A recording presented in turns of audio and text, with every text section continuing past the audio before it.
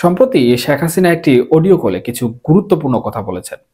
যদিও পতন হবার পরে উনার এমন বার্তাই আমরা কেবল শুনতে পাচ্ছি। তবে এবারের বার্তাটা মনে হলো কিছুটা ভিন্ন।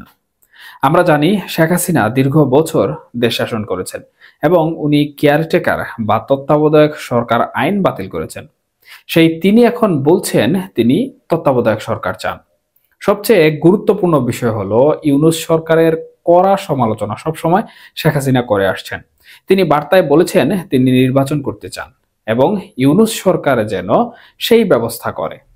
মজার বিষয় হলো আওয়ামী লীগ এবং শেখ হাসিনা ইউনূস সরকারকে কোনোভাবেই স্বীকৃতি দেন না। তাই এবার শেখ হাসিনা দাবি করেছেন ইউনূস সরকার যেন তত্ত্বাবধায়ক সরকারের ব্যবস্থা করে।